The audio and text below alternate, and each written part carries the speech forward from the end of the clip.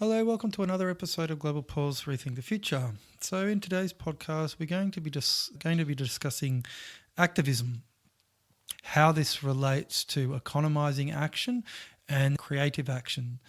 All human activity or action has a sense of agency implicated within it. So we could define action according to the agency that we animate or the power we animate. So we can look at activism in context to those two poles and the way it partakes of both economizing action and maybe something that's creative. But we have to look at what is the initiating cause for activism or causes. To give frame of reference, they are limiting because it's beholden to something that it doesn't, that it just presupposes. So that's really what we're going to be kind of covering off. So when we think of activism, we do think of it as being political, I suppose. It's not necessarily beholden to that. If we look at, say, consumer activism, it can relate to the practices of businesses. So we could look at, it invariably just works on causes. So maybe even singular causes. So whether or not that's poverty alleviation, for instance, or say social justice. So it's just a cause that it champions. When you're looking at activism, what is it beholden to in its directionality, I suppose, is the way we can look at it. It becomes a claimant. So it claims justice. So if you're looking at, say, justice, it's a claimant for justice. So there can be a certain element of self-righteousness just simply through the claim that's made. So because it's spoken, then it's like it's speaking a truth, and the claim is enough for justice to be framed as problematic. We could look at it like that.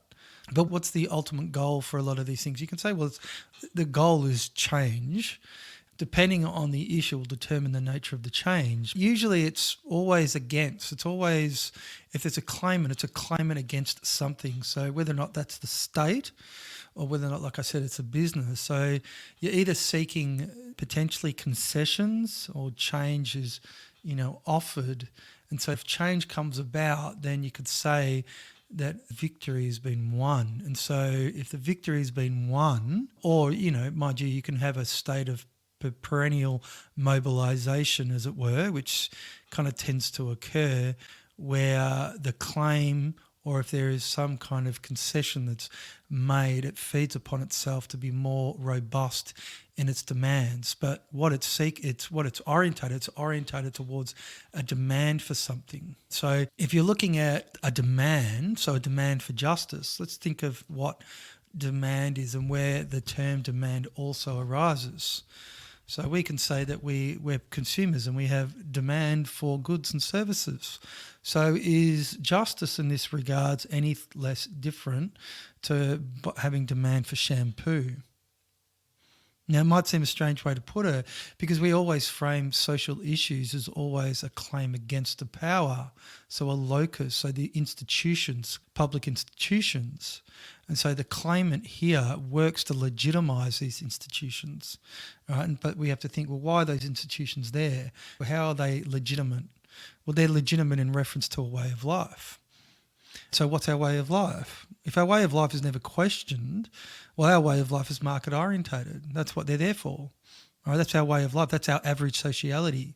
So that average sociality is never questioned as such. And so if you're looking at the positionality of our institutions and it's there to support a way of life that's not questioned when you're claiming a justice, then your demand for is no different than any other kind of demand.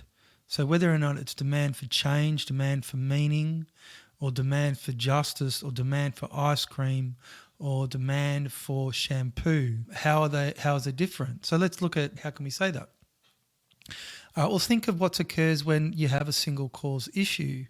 So if you've got the scenario of a specific thing, so let's say it's poverty alleviation or whatever, and so you're seeking public support, then you're relying upon the way how that you garner support. So you're looking at the way how you utilise media or the means of disseminating the actual issue.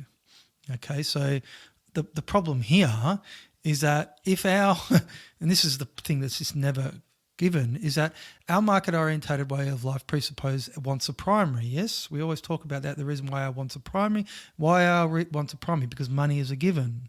Right? Money is a given. In order to be in the market, in order for you to resolve upon your want of life, you must have money to do so. And we know that the reason why money is a given is because our time is an economic good and we're securing our time as a supplement. Okay, so that's the average relationality that the public shares.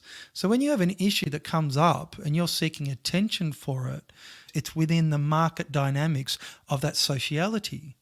Okay, so it becomes like advertising. This is why you can't get around the demand aspect, because in that context, the coverage is just a demand for attention.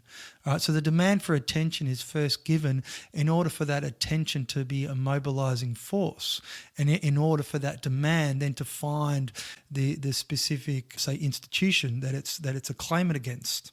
All right, so that context here is that what's the problem with it? Well, it runs up against the problem of never questioning our way of life in the first place, which legitimizes the tenure of our institutions, our political institutions.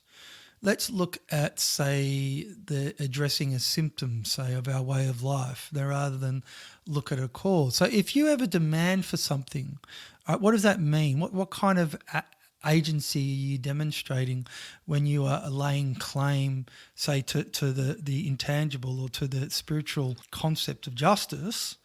But then what you are doing is that you are claiming that against, you are a claimant against somewhere else. So how would you define justice? Well, justice is obviously contingent upon the issue. If you frame, so let's just say social justice, and social justice, what does social justice presuppose? It presupposes obviously the social, so what the social is, just as much as what it presupposes justice. But obviously in order for it to be justice, you have to define what the social is. But if the average sociality is a market dynamics, and the market dynamics, the everydayness of that sociality is never problematized in reference to the justice that it claims as a commonality, because always it's invariably wedge issues or very marginal issues. The way how it gets framed through people in inverted commas are marginalised, and so therefore are on the fringe, and so therefore champions the marginal. Okay, and so in light of the justice supposedly that they're denied. So the question here is that if you're framing the social from the context of that marginal figure, but then what you're doing is that you're not actually questioning our way of life in reference to the marginality that exists within every single human being, then the form of politics becomes one that really doesn't resonate with a broader populace, does it? Well, how can it? Because it relates to only a specific issue of people that are marginal, but they become the way of championing justice. But then that justice is contextualized and is very limited in its scope. So the point here is that it's limited in what it can do because it's not addressing the existential claim of our way of life, which is found in our average sociality. And so therefore it's always the demand of. It's never a command, it's always a demand. The demand is always against. Now, command is different. It's qualitatively different because you're not legitimizing an institution when you're commanding. So how much creativity is being animated? Creativity is just another word for agency, we could say. So if we talked, initially on the spectrum of agency, when we looked at economizing action, well, then the way how that you're addressing, say, a campaign, you're deploying resources for a specific end. So if you're using marketing, obviously within this context, which you have to because you're not questioning our way of life, you're beholden to the very dynamics that you don't want to look at, then you're looking at the way how that your resource allocation and reference of a campaign. Campaign here is important because campaign presupposes there's a time kind of dependency, or there's a time kind of component to it. All right. So why is that? Because it's a campaign just like a marketing campaign. So the campaign here, I mean, like I said, you can have perpetual mobilization in reference to an issue, and so therefore will just feed upon itself. So therefore the campaign becomes a military campaign in a sense. It becomes a campaign. So therefore you have tactics. So the way how you're approaching is very adversarial.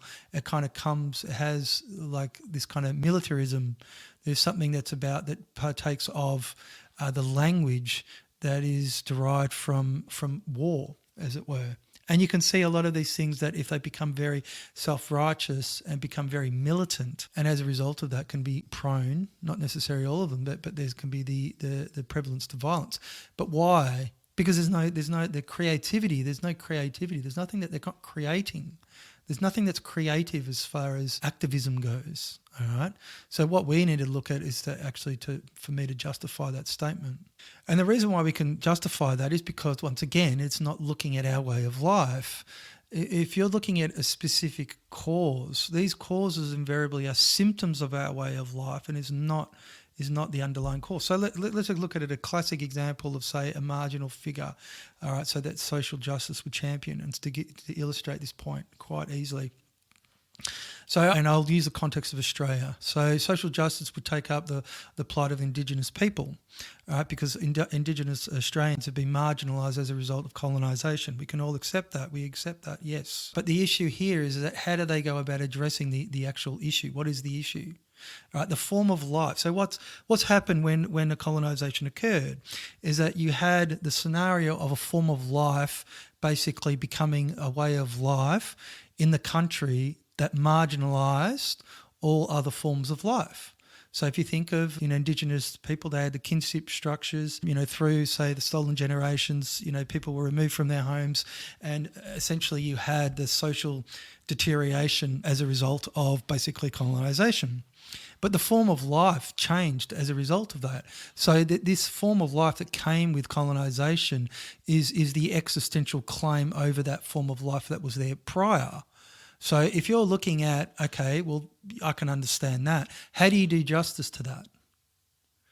All right, so, and this is the thing, because then it extends beyond not only that Indigenous people becomes a way of seeing actually what we don't see within ourselves, that actually our way of life compromises us, because we presuppose a form of life, which is a consumer, and our time being an economic good. So look at the case of, say, Indigenous Australians. Classic example. Did they have an understanding of their time being an economic good? Of course they didn't.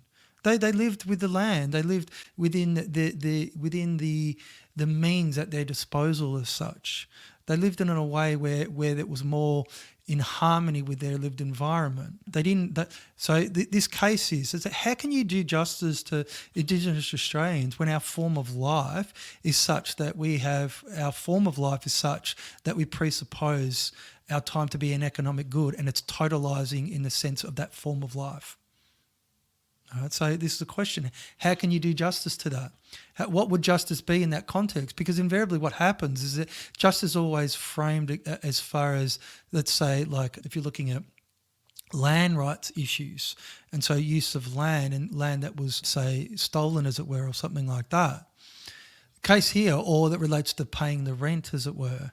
But what you're doing is that you're framing the marginalisation of people and their form of life, but then you presuppose a form of life that just persists as a result of it, that's come with colonisation.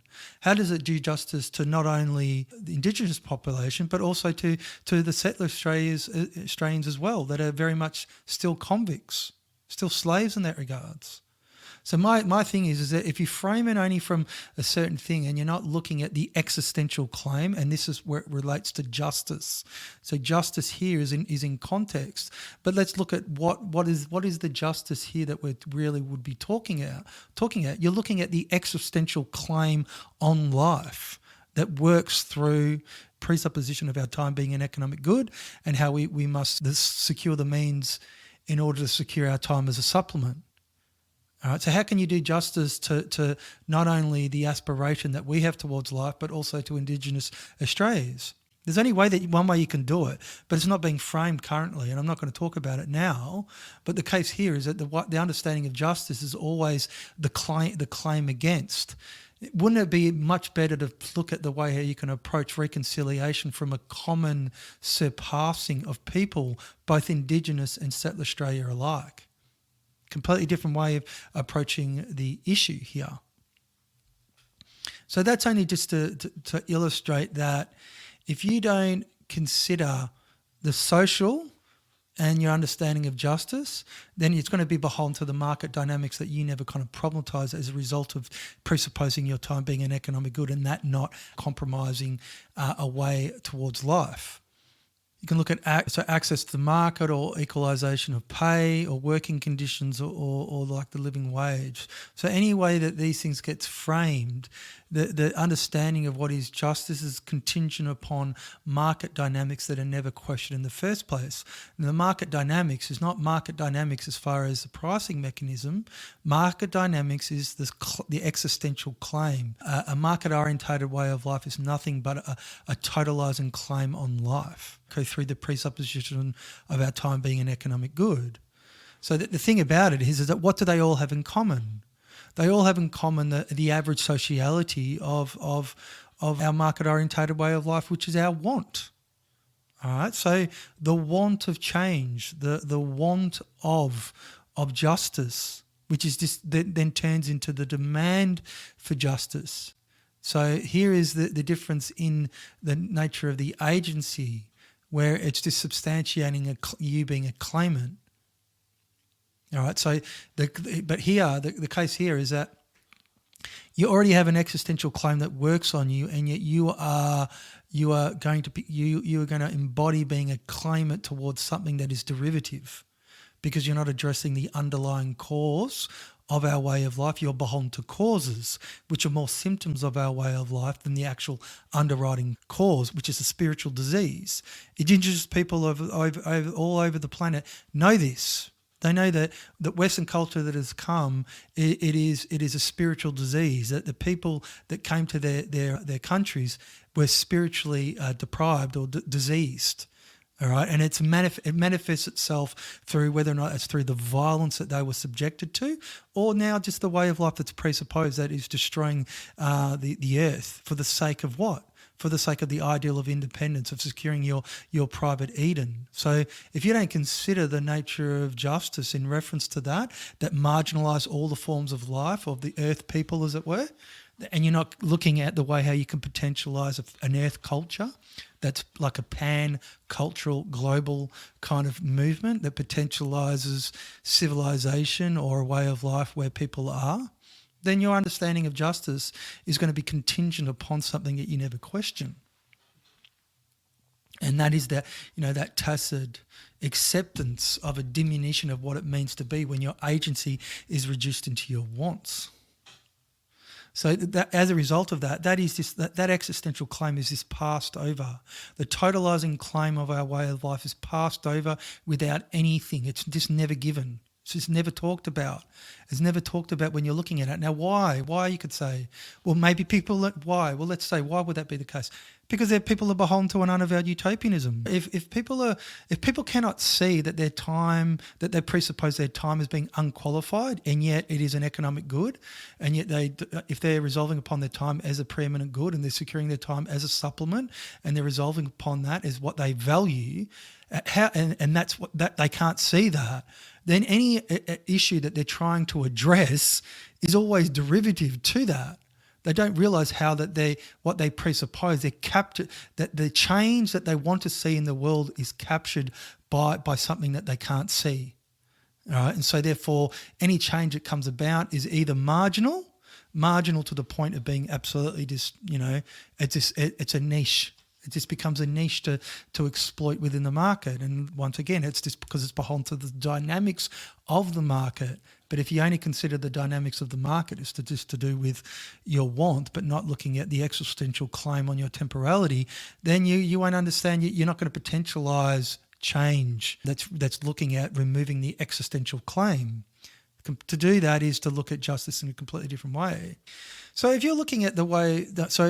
So when I always talk about the praxis that I advocate, is that a form of, say, activism? So if we're looking at, say, the injustice of our time being an economic good, and the way how we would have to potentialise our time beyond the economic good to temporalise place for a common surpassing, would that be a form of what would be involved in order to achieve that? Now, there wouldn't be any protest. There's no demonstrations. That there's just the realization that basically that is an issue. That is the issue. All right. Now, if you realize that's an issue, then it comes back to, well, what is open? Well, so when we're talking about what is open to you, as far as what is open to you, as far as your actions go, now is that a way you're not going to? Where's the claimant? Where's the locus that you lay claim to? Well, there's no locus, because literally you're recognizing that you yourself are marginal in reference to the life that you presuppose. So that realization is something where you realize that the social issues that you see in the world are symptoms of something, of a spiritual disease that you have to diagnose first. And so if through the diagnosis you come to that realization, then you have to understand, okay, well then let's think of what the praxis is. So the praxis is, what do I advocate? You have to potentialize your time beyond the economic good. Your time is always an economic good. So what's that? What does that mean? When you have to temporalize place for a common surpassing, you have to build a capability. If we're looking at the way what I always advocate is about democratizing creativity, changing our sense of agency from demand to command. And I always say command here is a chorus, it's a people. So we have to build the capability of our voices to be heard in chorus. So what is the activism, if you want to call it like that, is a way that we can potentially build that through in all the different ways that we can go about achieving that, to build critical mass. So that would relate to, well, understanding what it is that what's the goal, what we're focusing on doing, and then looking at the way how that we can bring visibility to the idea, to build a capability, because through that mutual understanding we really understand what we're doing. What's the issue? It's no issue other than one issue. Okay, all the other things will fall by the wayside. You're dealing with basically trying to animate the power within you. So if you're looking at how I always say it goes to command, and command is commanding businesses to engage you not as a consumer but as a person, so therefore a co-creator of life. And I say that what you're building is you're building the capability for business to a certain degree to understand that latent demand is there, but it's no longer demand. It's about being a co-creator of life, and the way how that you can be involved with other people in order to facilitate that, to facilitate the indivisibility of people's temporality through the way that we can give and receive in a different way, where we do justice to that. So we remove the marginality out of our lives. Well, then what you're doing is that you're creating the calling cards, as it were, or you're potentializing what would be the people that would be, like I always say, that are on the other side of history. Or when I say that they're on the other side of the history, they're in the excluded middle of the exchange, because then you're looking at the preeminent good of your time and what underwrites. Right? What underwrites your want is a preeminent good of your time. So if you're potentializing your time beyond the economic good, and there's a demos, there's a people, the people exist in the excluded middle of exchange that can be demonstrated through the instance of an exchange between a person and a business. So, we're looking at wielding the reception of the future. So we're looking at the way how that we can make ourselves receptive for us to lose something, and by giving towards life, by giving to a future, but we do it marginally. So when you're looking at that, how does that? There's no activism there, in the sense that what you're doing is that you're trying to potentialize your actions, the creativity that's latent within our actions when we consider our actions economizing. So what does that mean?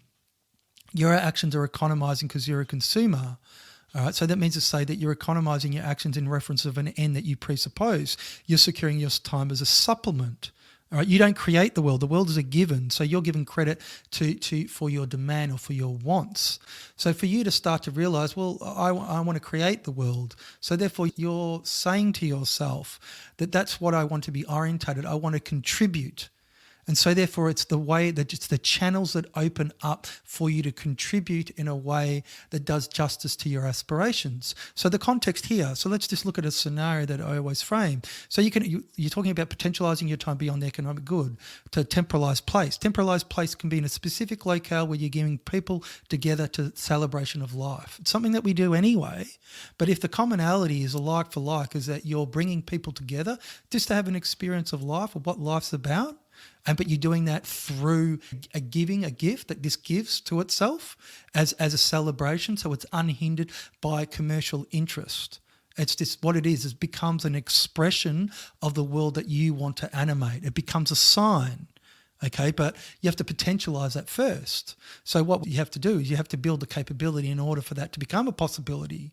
But once you've done it and once you've organized yourself, then that's where the activism comes in. That's when people come together in order to do that. That's where the activism is, what's a context for it? It's creative. The context is creative. There's no claimant. There's no claimant. You're working to build community where you are. And what are you doing through doing that? You're creating a common surpassing. Common surpassing. You're surpassing what? You're surpassing the ideal of independence that presupposes that you must secure your time as a supplement because it's an economic good. If you're potentializing your time beyond it being an economic good, then you're really looking at the interdependence that you can create that's going to create a common surpassing, because you literally are engendering a cultural phenomenon.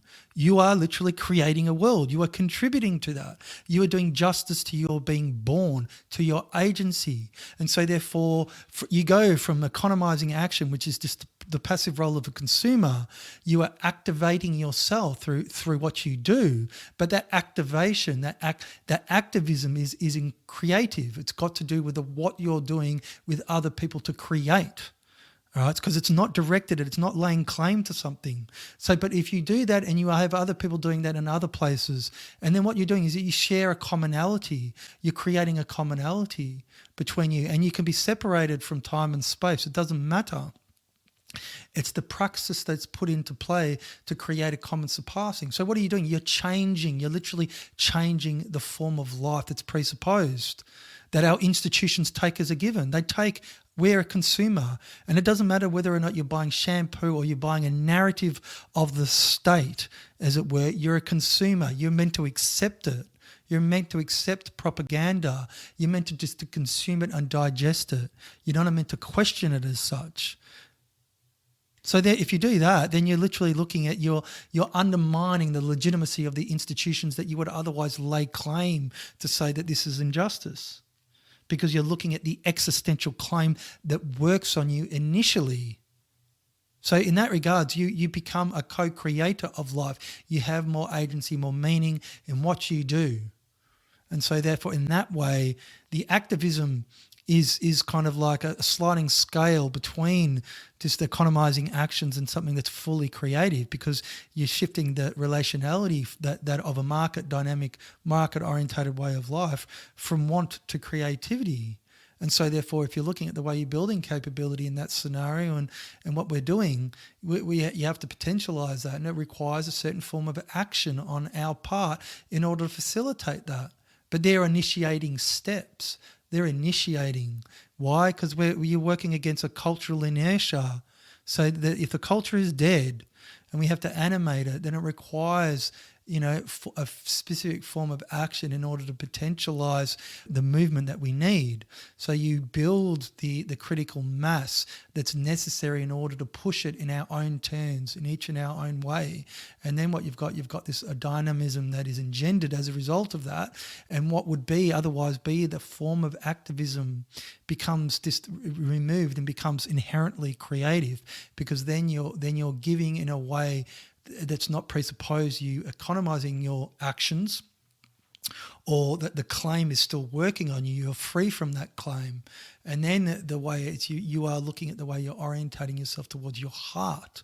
What is it? What you want to do, and not being taken outside yourself through all these causes, all these problems that you see within the world, and that you want to address. And so, therefore, have a sense of agency through political action. You recognise that there's a spiritual disease, and we're marginal. And you recognize that, and then you work to inhibit that form of life. You no longer want to fit that form of life. You're potentializing a form of life that diverges. Completely different way of approaching kind of human action, and is then not beholden to activism or understanding of it. And so it's whether or not there's enough people out there that want to look at this thing and want to actually be part of doing something like that. Until next time, take care.